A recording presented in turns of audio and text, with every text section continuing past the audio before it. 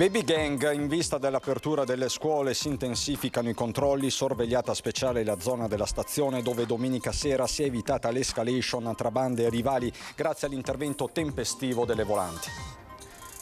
Un braccialetto antidroga dello stupro evita che qualcuno possa versarla nel bicchiere, l'iniziativa presentata in una discoteca di Castelfranco.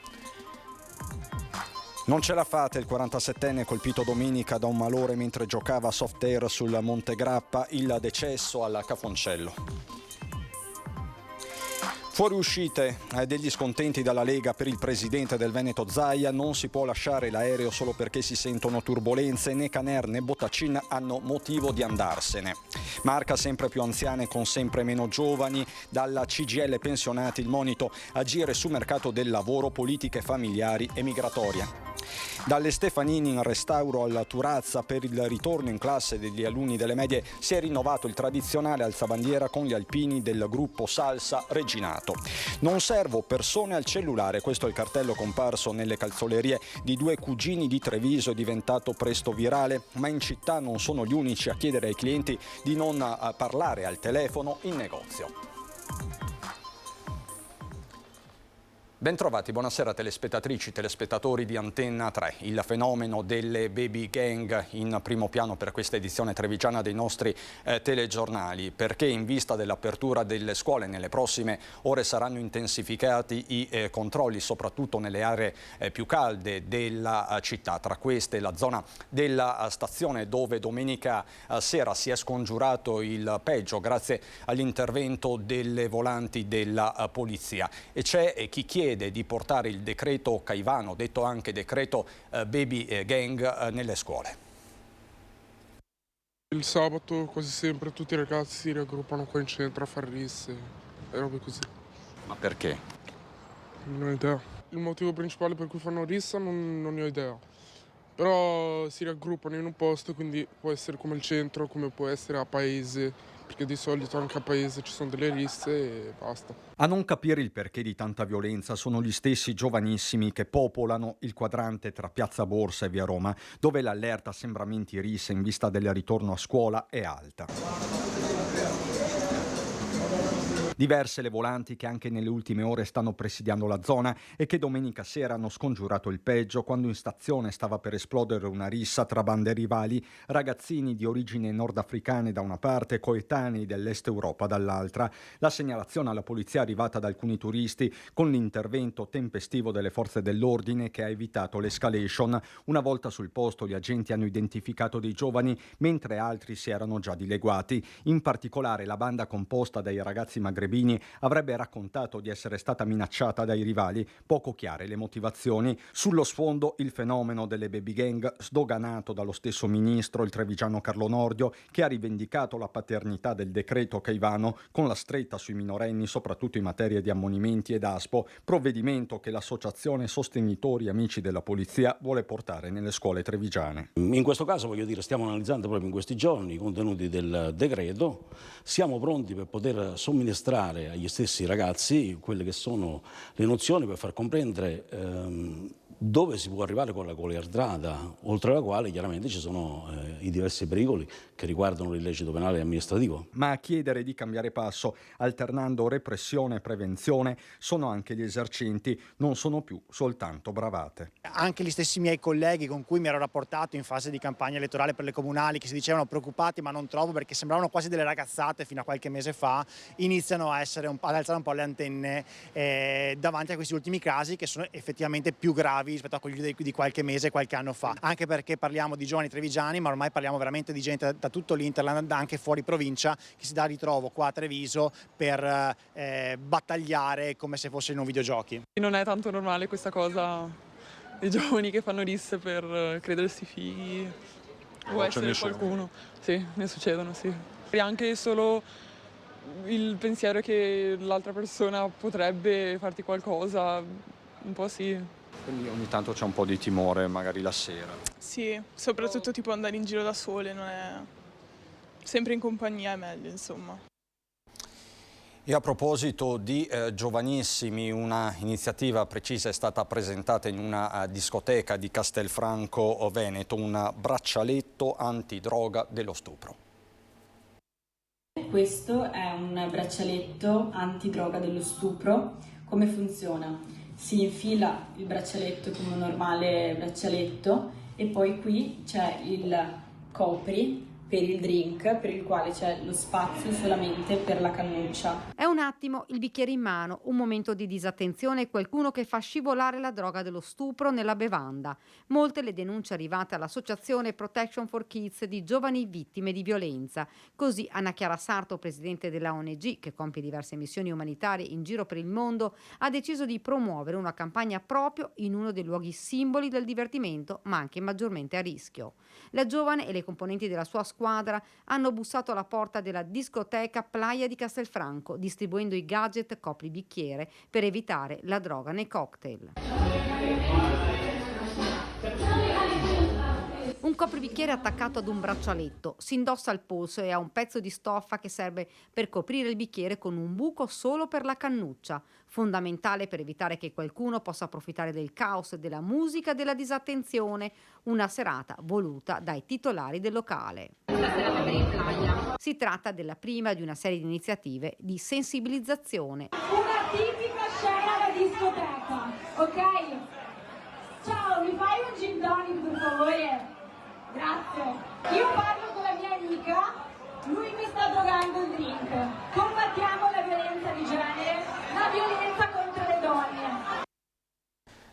Sempre a proposito di giovanissimi, un 17enne è stato denunciato mentre spacciava in un parco pubblico a Cessalto. Fondamentali sono state le segnalazioni dei cittadini. I cittadini più volte avevano segnalato al sindaco spacciatori nel parco pubblico di via Arco di Levante a Cessalto, un'area solitamente frequentata dalle famiglie dei bimbi. Da tempo però i residenti si erano accorti di movimenti sospetti, non hanno perso tempo e si sono rivolti al primo cittadino che ha allertato i carabinieri. Così è scattato il blitz degli uomini dell'Arma. 3 giovanissimi sono stati fermati e trovati in possesso di stupefacente del tipo hashish. Si tratta di un 18enne e di un 19enne che sono stati segnalati alla prefettura. Diversa la situazione per il terzo, un 17enne che aveva con sé più di mezzo etto di hashish e che a casa ne custodiva un'ulteriore decina di grammi. Per lui è scattata la denuncia a piede libero per detenzione ai fini di spaccio di sostanze stupefacenti. Soddisfatto il sindaco di Cessalto, che ringrazia i carabinieri della locale stazione, della compagnia di Conegliano e il comando provinciale. Questa straordinaria dimostrazione di impegno e dedizione ha portato risultati di eccellenza che riflettono il costante impegno per la sicurezza e il benessere dei nostri cittadini. Nelle prossime ore il sindaco ha spiegato scatterà un controllo straordinario del territorio. È in previsione una pattuglia congiunta tra il servizio associato di polizia locale per i comuni di Cessalto, Chiarano, Gorgo, Motta di Livenza e Torre di Mosto a Cessalto, quindi è un altro modo per poter governare meglio il territorio.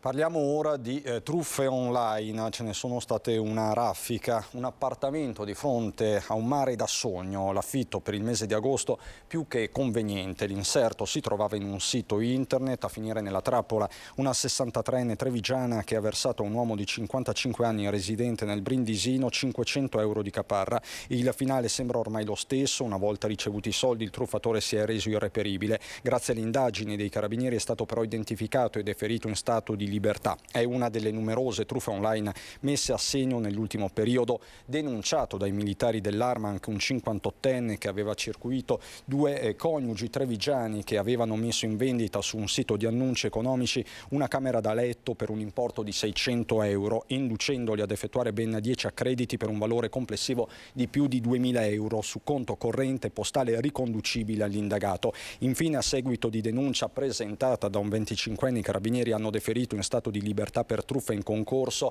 un 50enne trevigiano e un 45enne bresciano. I due avevano contattato la parte offesa che aveva posto in vendita online una turbina per auto e, ingannandolo, si erano fatti accreditare la somma complessiva di 2.250 euro. Purtroppo non ce l'ha fatta il vicentino, che aveva avuto un malore mentre giocava a soft air sul monte Grappa nella giornata di domenica. È deceduto al Cafoncello. Non ce l'ha fatta Manuel Marcolin, è morto nella notte all'ospedale Cafoncello di Treviso, dove era stato ricoverato in gravissime condizioni. Nato a Padova, viveva a Vicenza, aveva solo 47 anni. Si era sentito male domenica in una giornata come tante, quando era andato sul Monte Grappa a Varrossa con un gruppo di amici per una sfida soft air, il gioco in cui si simula una situazione di guerra che viene affrontata con pistole ad aria compressa. Dopo la sfida si era sentito male e si era accasciato al suolo, andando in arresto cardiaco. Soccorso da un infermiere che faceva parte del gruppo di amici, era stato tenuto in vita con un massaggio cardiaco fino a quando non sono arrivati i medici del SUAM 118 di Pieve del Grappa e il soccorso di Treviso. In gravissime condizioni era stato portato al Cafoncello in cardiochirurgia, intubato, supportato da massaggiatore automatico e quindi operato d'urgenza. Purtroppo però non ha superato la notte. Ignoranza, così Alain Fragasso, padre di Jessica e zio di Sara, le due cugine morte, lo ricorderete, nella tragedia della 28, commenta l'invio alla famiglia del 17enne Davide Pavan della fattura per le spese di pulizia della strada dove avvenne l'incidente. L'ondata di sdegno per la fattura recapitata alla famiglia di Davide Pavani, il 17enne morto a Paese nel maggio scorso, travolto dall'auto dell'agente di polizia Samuel Seno, coinvolge l'opinione pubblica ma colpisce per primi quei genitori che già hanno dovuto affrontare il dolore immenso della perdita di un figlio. Il conto di 183 euro per la rimozione della moto di Davide e la pulizia dell'asfalto dai liquidi motore e dal sangue del ragazzo è stato presentato direttamente alla famiglia e Alain Fragasso, papà di Jessica e zio di Sara Rizzotto, morte in A28, commenta così l'episodio. Un dolore perché oltre a avergli portato via il figlio anche, come si può dire, l'ignoranza delle persone, perché in questo caso qua io parlo di ignoranza perché non si può, oltre il dolore, avere queste cose qua è una cosa, veramente non ci sono parole. Le parole della mamma di Davide, Barbara Vedelago, riaprono le ferite nel cuore di Alain e in tutti quelli che hanno perso un loro caro in strada. Nel caso di Seno, 3 anni e mezzo di patteggiamento. È giustizia? No, assolutamente no. Io guarda, oltre il danno anche la beffa, perché sinceramente 3 anni e mezzo è proprio poco, niente.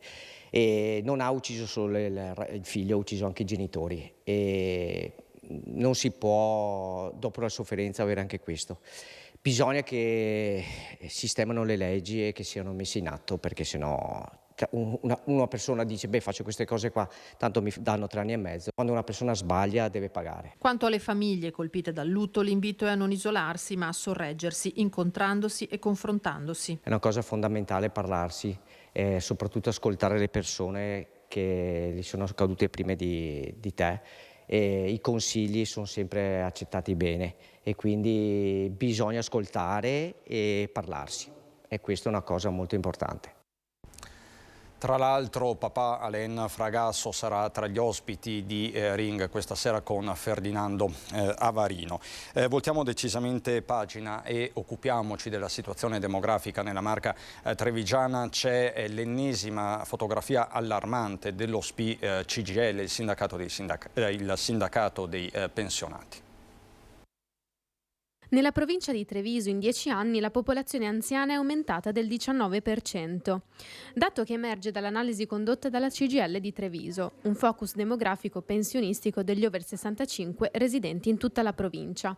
Numeri che fotografano un panorama già complesso per gli attuali pensionati che con il loro reddito devono far fronte all'inflazione e ad un carrello della spesa che oggi si attesta al più 9% e che fanno riflettere sugli effetti che la denatalità avrà per le condizioni socio-economiche future. Gli effetti della denatalità sono dirompenti, è un mercato del lavoro che rischia di essere poco dinamico e poco attrattivo e dall'altra parte abbiamo un bacino pensionistico che va crescendo a scapito di un ricambio generazionale che diminuisce. Una Marca sempre più anziana, pensioni sempre più basse e meno giovani al lavoro. Se noi non riusciamo ad ringiovanire la popolazione italiana, il nostro destino è già segnato.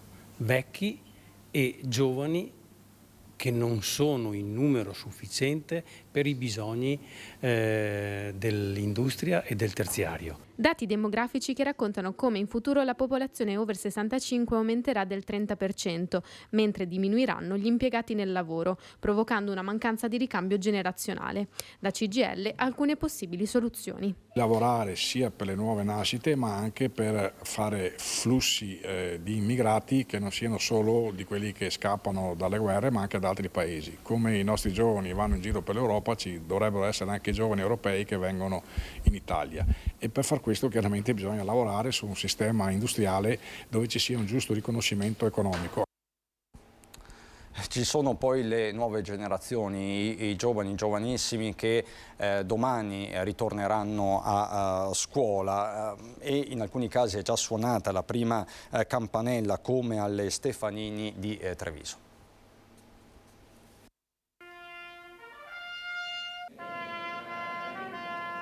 Cerimonia dell'alzabandiera questa mattina tra gli alunni delle Stefanini di Treviso per l'inizio del nuovo anno scolastico.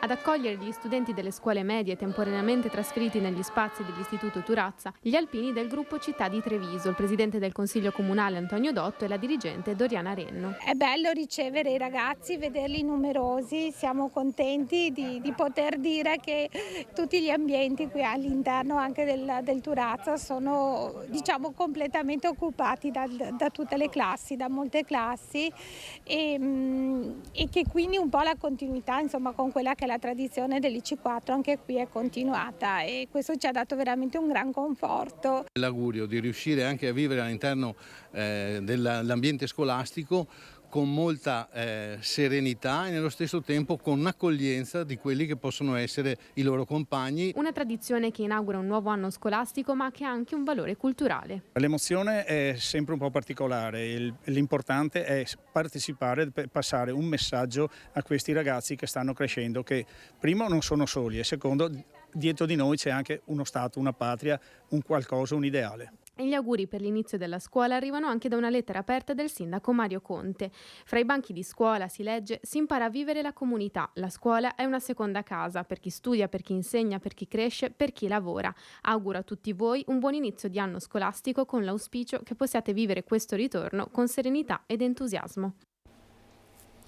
E sarà sicuramente un inizio scolastico particolare, un inizio di anno scolastico particolare per una studentessa dell'Alberghiero Alberini di Lancenigo. Dopo anni di battaglia ad accoglierla al primo anno di superiori il preside, ma anche una figura fondamentale per assistere alle lezioni. Ringrazio fin da subito il dirigente dell'Istituto Alberghiero Alberini, perché io credo che ieri ha regalato una grande emozione per aver accolto Lisa. Ci tengo a dirlo perché è la prima volta che mi è capitato. Il sorriso non lo dimenticherò mai e la felicità del primo giorno di scuola è stata meravigliosa. È stato davvero un primo giorno particolare perché Lisa Buziol non ci sente dalla nascita. Una situazione che richiede un comunicatore nella lingua dei segni affinché Lisa possa seguire le lezioni come tutti gli altri. È da quando Lisa ha 5 anni, quindi andava ancora alla scuola materna. Ora Lisa fa la prima superiore a 15 anni, quindi sono ben 10 anni che io cerco di dar voce alla lingua dei segni, a quelle disabilità che sembra non ci siano, invece ci sono, ad un servizio che appare esserci ma non c'è.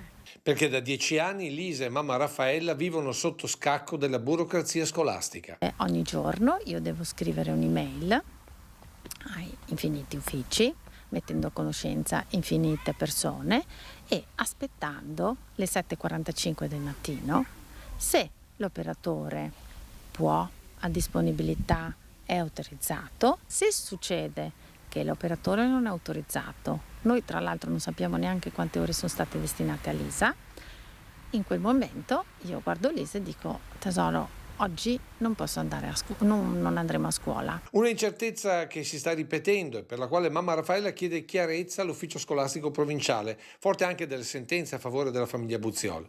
Ma intanto un piccolo passo ieri è stato fatto per il sorriso di Lisa. Il dirigente ha accolto Lisa come tutti gli altri, con felicità, con l'inclusione. A fianco a Lisa c'era l'assistente alla comunicazione in LIS, un esperto LIS, che ha fatto da ponte nella lingua dei segni, e questa è stata un'esperienza bellissima e Lisa si è sentita uguale agli altri. Intanto nelle scuole della Marca arriva in 10.000 copie il diario che parla veneto, un modo anche per venire incontro alle famiglie in un momento di caro scuola, di caro cancelleria. Uno strumento che crea uniformità, perché tutti i bambini avranno lo stesso strumento di lavoro, e anche questo è un messaggio molto importante. E poi ha un contenuto educativo, racconta il nostro meraviglioso Veneto, e ci sono anche buone pratiche, buoni consigli, per esempio sul tema dell'acqua, della raccolta differenziata, per cui direi che ha un significato importante da tanti punti di vista. Territorio e buone pratiche, ma anche un modo semplice per venire incontro al rincaro degli articoli di cancelleria. Sono 10.000 le copie del mio diario che saranno distribuite gratuitamente nelle scuole della Marca, a cominciare dal capoluogo. Un diario che parla di Veneto ai giovani veneti, un'iniziativa ormai consolidata. La cosa bella è che ci fa capire che siamo nella giusta direzione, il fatto che ogni anno aumentano le scuole e gli istituti comprensivi che aderiscono all'iniziativa. Tutti confermano e altri si aggiungono vedendolo e volendo essere anche loro partecipi, e questo dimostra che evidentemente il prodotto piace agli insegnanti, piace anche ai ragazzi. E a loro va l'in bocca al lupo dell'amministrazione quando mancano poche ore al ritorno per tutti in aula. Un buon inizio di anno scolastico a tutti quanti, soprattutto ai nostri ragazzi. Io auguro un anno che sia di crescita importante, non solo dal punto di vista didattico, ma anche dal punto di vista umano e personale. Abbiamo bisogno di fare rete, e quindi come amministrazione comunale io auspico una grande collaborazione, una forte alleanza educativa con le famiglie e le scuole per lavorare insieme per costruire il futuro dei nostri ragazzi. Parliamo adesso dell'SMS di allarme che arriverà sul cellulare di tutti i veneti dal 21 di settembre. Si tratta di un test generale. Questo è un messaggio ET Alert, il sistema di allarme pubblico che, una volta operativo, invierà messaggi in tempo reale nelle aree interessate da gravi emergenze. ET Alert, questo è il nome della app che dal prossimo 21 settembre invierà un SMS a tutti i veneti. Il segnale è chiaro e univoco, arriverà l'SMS con un fischio, quindi con una nuova suoneria. Di cosa si tratta, Assessore Bottacini?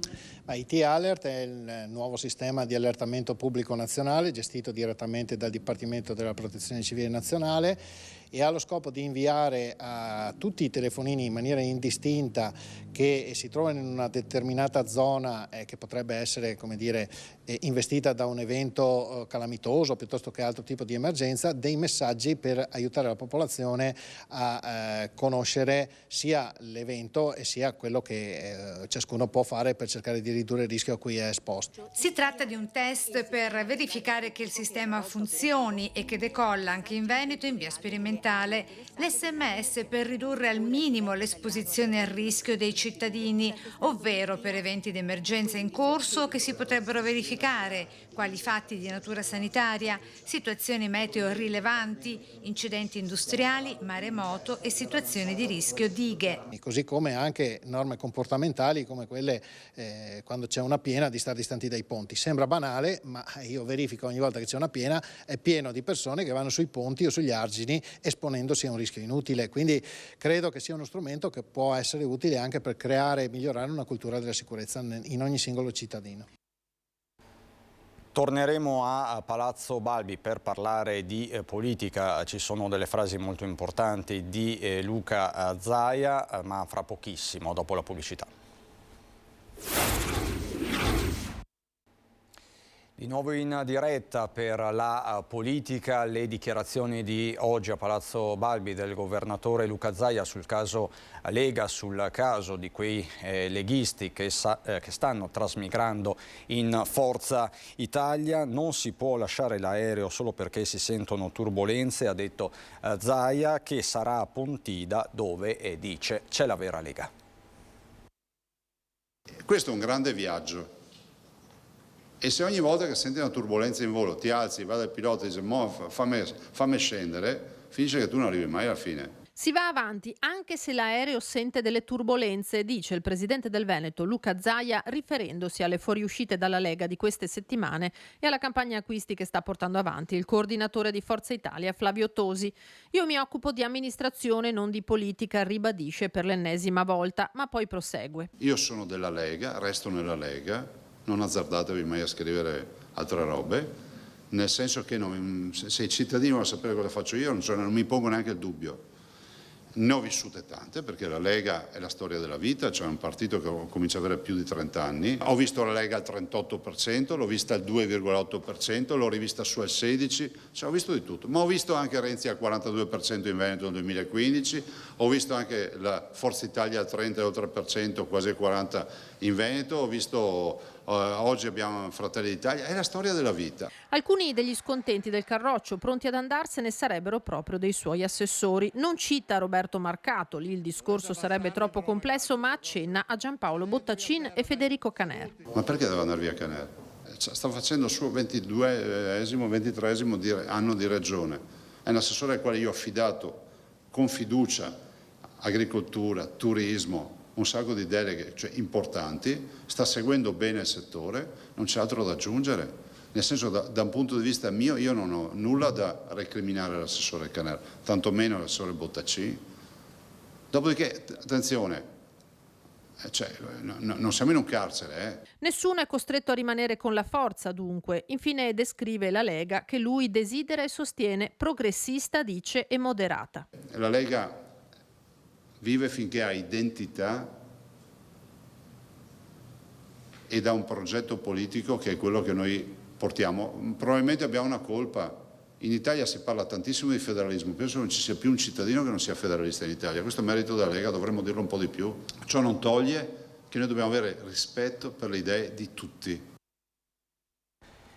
E a Pontida ci sarà la conta domenica prossima. Sull'altro versante, la festa democratica a Treviso, da domani fino al 17 di settembre torna un appuntamento tradizionale per la politica trevigiana e non solo. Al Prato della Fiera previste le presenze tra gli altri del presidente dell'Emilia Romagna Stefano Bonaccini, della senatrice Susanna Camusso, già segretaria della CGIL, giornate di convegni ma anche musica. Gli obiettivi di questa festa ce li spiega Giovanni Zorzi, segretario provinciale del Partito Democratico.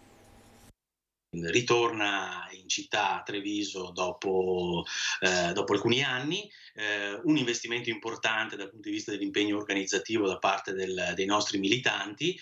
Saranno appunto questi 4 giorni da domani a domenica arricchiti da dibattiti, iniziative culturali, momenti conviviali per diciamo così ritrovarci come comunità, a discutere di quelli che sono i temi d'attualità, alla presenza anche di autorevoli esponenti del Partito Nazionale. Giovedì ci verrà a trovare il Presidente della Regione Emilia Romagna e il Presidente del Partito Democratico Stefano Bonaccini, domenica la capogruppo alla Camera dei Deputati l'onorevole Chiara Braga. Insomma, saranno giorni in cui vogliamo ritrovarci come comunità. Il momento non è semplice, ne siamo perfettamente consapevoli. Abbiamo di fronte un avversario, appunto, la destra al governo, che si sta proponendo con tutte le sue contraddizioni. Il nostro obiettivo è quello, insomma, di dimostrare anche un territorio difficile, storicamente difficile come la provincia di Treviso, come la città di Treviso, che ci siamo e che siamo assolutamente in grado di poter avanzare le nostre proposte, un'alternativa a quello che stiamo vedendo in questi giorni. Inutile che faccia l'elenco di tutte i limiti, le contraddizioni, gli errori che sta sommando questo governo. Insomma. Non servo persone al cellulare, questo è il cartello comparso in una calzoleria di Treviso, è diventato presto virale, ma non è il primo né l'unico cartello in città. Mi è capitato con un cliente, con una ragazza, di dover fare un servizio mentre lei parlava al telefono, e per un quarto d'ora io gli chiedevo le cose, lei parlava di altre cose con un'altra persona. Finché non ce l'ho più fatta, gli ho messo le sue scarpe dentro il sacchetto e l'ho mandata fuori e gli ho detto basta, non lavoro con questo modo. Ma perché? Perché sei maleducata. Questa la goccia che ha fatto traboccare il vaso, ma è stata una serie di comportamenti a convincere Massimo Carlesso per tutti i billi ad affiggere nel suo negozio di via Paris Bordone un cartello più che eloquente: non servo persone al cellulare. Il telefono lo usi prima di entrare in negozio o dopo, e se ti squilla durante, aspettano e dopo arriverà il momento in cui gli rispondi, come faccio io, come fa tutte le persone che hanno un minimo di amor proprio, ecco. Ma se il cartello di Billy è diventato virale, ce n'è un altro di simile tenore che campeggia da anni in un'altra calzoleria poco distante in via San Francesco e gestita dal cugino Carlo. Qui il messaggio è ancora più perentorio: se sei al telefono non entrare, con tanto di segnale di divieto. La questione è anche pratica. È successo più di qualche volta,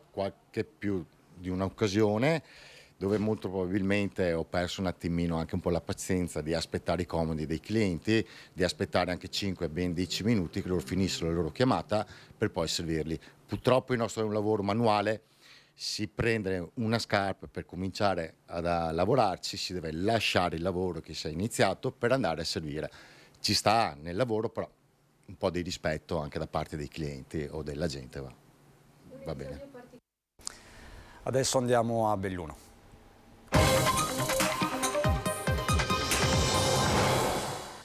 A Belluno, dove è aumentata in maniera significativa l'incidenza dei casi Covid, lo indica l'analisi del matematico Giovanni Sebastiani dell'Istituto per le applicazioni del calcolo del CNR, che ha valutato i dati fino al 6 settembre resi disponibili dal governo rispetto a inizio luglio. La provincia di Belluno è quella in cui l'incidenza viene definita accelerata rispetto alla media nazionale di 35 casi su 100.000 abitanti. Nelle 107 province, Belluno con 55 casi si colloca al primo posto fra le province contigue e al quarto posto a livello nazionale. Nell'ultima settimana, rivela lo scienziato Sebastiani, l'incidenza è stata superiore del 50%. A livello regionale, Belluno condivide il quarto posto con Venezia, Treviso e Vicenza, e complessivamente 6 delle 7 province del Veneto appaiono tra le 12 con i valori di incidenza più alti.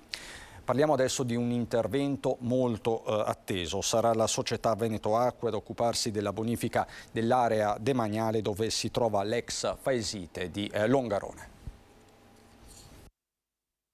Un'area gravemente contaminata di 24 ettari di superficie a est della statale di Alemagna, delimitata da una parte dal Piave e dall'altra dal torrente Desedan. In quell'insediamento industriale, in comune di Longarone, dove si sono prodotti prima pannelli truciolari in legno, poi pannelli in PVC e di resina sintetica e galleggianti per la pesca, negli anni si sono accumulati scarti di lavorazione ad altissimo impatto ambientale. Vane le richieste di ripristino dell'area da bonificare, posta sotto sequestro dalla magistratura fino al 1999, quando a seguito di un accordo tra Polimex, Pelf e Speranza Calcestruzzi vennero rimossi la gran parte dei rifiuti sul suolo. Ma la situazione è rimasta assai complessa anche dopo il sopralluogo nell'estate del 2000 della Commissione Ambiente della Camera dei Deputati, e ci sono voluti altri 23 anni per arrivare al dunque. Oggi la Giunta regionale, su proposta dell'assessore all'ambiente Giampaolo Bottacin, ha deliberato di affidare a Veneto Acque l'attività di bonifica dell'area in cui operava l'ex Faesite. È un intervento importante che riguarda un sito cosiddetto orfano. Sono quei siti per i quali non è possibile individuare chi ha inquinato, quindi non ci si può rivolgere a un soggetto particolare responsabile dell'inquinamento, e quindi è obbligato a intervenire l'ente pubblico. Generalmente sono i comuni, in questo caso è area demaniale, siamo vicini al corso d'acqua e quindi interviene la regione attraverso la sua società partecipata Veneto Acque. 500.000 euro la somma a disposizione per le attività da eseguire: indagine di caratterizzazione integrativa, analisi del rischio e relativo progetto di bonifica, assieme all'esecuzione delle prime attività propedeutiche all'approntamento del cantiere e allo sgombero delle aree dalla presenza di rifiuti. La contaminazione accertata deriva sia dall'utilizzo dell'area come deposito rifiuti che dalle conseguenze dell'esondazione delle acque del bacino a monte della diga del Vajont, che ha comportato lo sversamento di idrocarburi contenuti un tempo in cisterne stoccate nel sito. La politica, grandi manovre in vista a Palazzo Rosso, ma ci racconta tutto sempre Tiziana Bolognani. Il Consiglio Comunale del 30 settembre ha segnato un punto di non ritorno per alcuni consiglieri della maggioranza a Palazzo Rosso. La mozione sanità solo la punta dell'iceberg di un malessere strisciante. In questo momento il problema da affrontare riguarda proprio i numeri della maggioranza, che appare traballante. Non aiuterà la recente costituzione di un nuovo gruppo civico, Uniti per Belluno, nato venerdì scorso e che sarebbe stato ufficializzato con lettera al presidente del Consiglio Comunale Luciano Bassi. Al gruppo avrebbero aderito i consiglieri Roberto Ferro e Francesco Lagurua della Lega e Daniele Trabucco di Noi con Oscar. A questi primi nomi potrebbero aggiungersi quelli di Sebastiano Marotto e di Massimo Garzotto di Belluno al Centro e di Armando Stefani di Fratelli d'Italia. Di un altro consigliere della Lega, il decano Francesco Pingitore, che mal ha digerito l'arrivo di un tutor, si mormora il passaggio in Fratelli d'Italia e per lui sarebbe un ritorno a casa. In maggioranza sono noti i mal di pancia di taluni e le diversità di vedute sulle questioni chiave, il Nevegal tra queste, con la gestione degli impianti prorogata fino al prossimo 31 marzo senza condizione alcuna, come invece era trapelato qualche giorno fa in riferimento alla presunta richiesta di Palazzo Rosso di garanzia sull'apertura della seggiovia. Un percorso in salita per il sindaco Oscar De Pellegrin. Si assumano la responsabilità del caso, dice una fonte interna alla Giunta, mentre proprio a proposito dell'organo collegiale del governo della città sono smentite le voci insistenti di dimissioni dell'assessora Lorenza De Cunovic.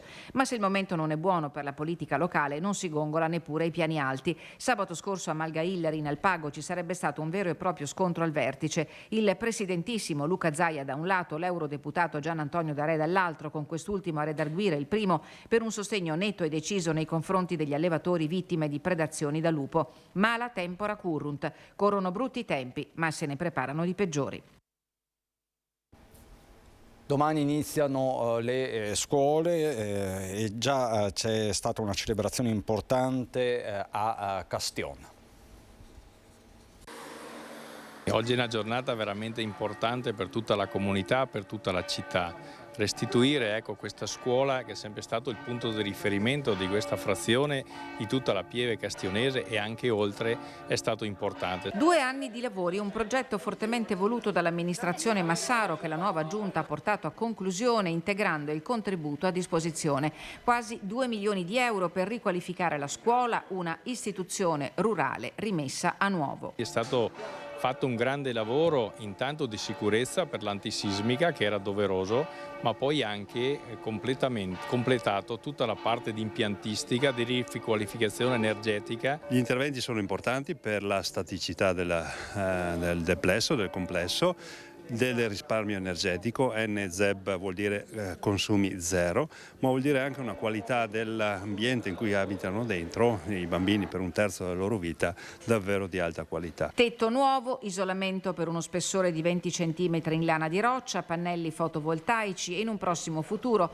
un impianto di ionizzazione per determinare il carico di aria pura e contrastare il fenomeno della sonnolenza tipica di chi deve passare diverse ore in classe. I lavori sono stati eseguiti dalle imprese Comarella di Valdobbiadene e dalla Lavina di Tambre. Grande plauso ai volontari che alla vigilia dell'avvio del nuovo anno scolastico si stanno dedicando alle ultime rifiniture. E grande l'impegno profuso dall'assessora all'istruzione Roberta Olivotto per la parte didattica, perché dice tutti devono contribuire all'educazione dei bambini. In questo senso vanno già le visite alle scuole che abbiamo fatto l'anno scorso con il sindaco e su questo proseguiremo. La novità di quest'anno sarà un percorso educativo che vogliamo approntare per i bambini che verranno a trovarci a Palazzo Rosso. Ce lo hanno chiesto quando siamo andati noi a trovarli, è il momento di ricambiare la visita. Ora cantieri al via nei plessi di Badiletta e di Borgo Piave. Gli alunni da domani potranno contare sul polmone garantito dalle Gabelli 2 al Parco Città di Bologna.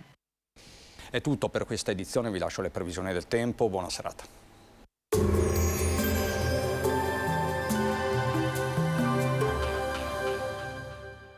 Busti, tutori e protesi di arto personalizzati. Ortopedia e sanitaria Lolato. A Treviso e Montebelluna. Lolato, soluzioni per star bene. Bentrovati al meteo. L'alta pressione si indebolisce, il transito di una debole perturbazione aumenterà la probabilità di temporali. Vediamo insieme il dettaglio di mercoledì 13 settembre. Sul Veneto sarà in prevalenza soleggiato, come ci mostra la grafica. Tuttavia avremo una nuvolosità più consistente sulle zone montane con frequenti rovesci. Verso sera localmente potranno interessare anche le zone di pianura. Temperature stazionarie o in locale variazione, minime sugli 11-20 gradi, massime comprese tra 25 e 31 all'incirca. Ci spostiamo ora sul Friuli Venezia Giulia. Il tempo sarà migliore al mattino, cielo variabile poi con probabili rovesci e temporali, specie dal pomeriggio, meno probabili tuttavia sulle zone costiere. Temperature minime tra 17 e 18 gradi, massime sui 28-29 gradi. Infine diamo uno sguardo alla situazione del Trentino Alto Adige, dove il tempo, come vediamo, risulterà variabile con sole e nubi in giornata alternati a rovesci o temporali. Temperature minime intorno ai 12-16 gradi, massime sui 26-30 all'incirca. Dal meteo di Antenna 3 per ora è tutto, grazie per l'attenzione, arrivederci.